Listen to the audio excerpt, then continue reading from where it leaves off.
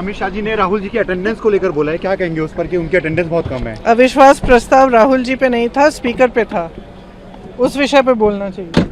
और अब शब्द इस्तेमाल करते हैं और स्पीकर साहब उनको रोकते भी नहीं हैं। आज अब शब्द इस्तेमाल किया है उन्होंने सदन के अंदर। जिस तरह से राहुल गांधी पर अटैक किया पूरे, उसमें अटेंडेंस को लेके बोला, क्या कहेंगे? बहुत ही ब्रैश लैंग्वेज जो वो हमेशा यूज़ करते हैं। इनके जो ये लैंग्वेज यूज़ करते हैं, उनके जो संस्कार है या नहीं है उसके ऊपर रिफ्लेक्ट होता है। और दूसरी चीज़, अगर आप उनका बैकग्राउंड जानते हैं तो आप ऐसा लैंग्वेज यूज़ करना कोई सरप्राइजिंग नहीं है। लेकिन पार्लियामेंट में जब उनकी भाषण की शुरुआत इस चीज़ से होती है कि ये unparliamentary language of opposition use करता है, ये निकलना चाहिए क्योंकि क्या प्रथा और परंपरा चलेगी।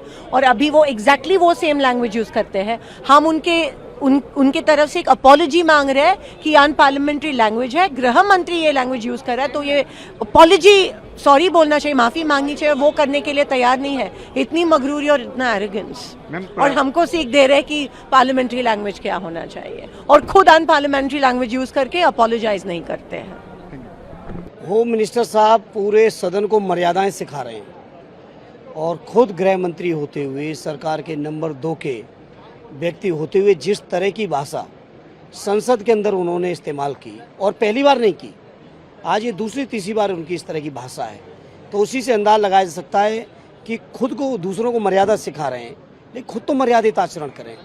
संसद की गरिमा बचाने के लिए आज 2 दिन से बहस हो रही, और सबसे ज़्यादा सरकार की तरफ से जिनको जवाब देने दिया, सबसे ज़्यादा संसद की गरिमा उन्होंने ही गिराई। इसलिए सरकार को आत्ममंथन करना चाहिए, चिंतन करना चाहिए, केवल विपक्ष के लोगों को प्रवचन नहीं देना चाहिए।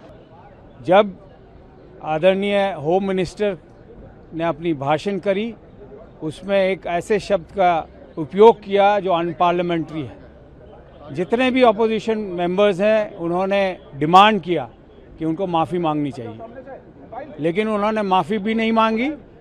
और जो विपक्ष का फ़र्ज़ है, जो तैयारी थी, जो उनको कटघरे में लाने की बात थी, वो मौका नहीं दिया गया।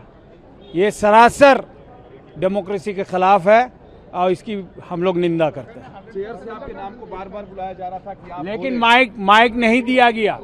बार बार हमने कहा हम खड़े हैं अपने सीट पे, माइक दिया जाए, लेकिन माइक नहीं दिया गया।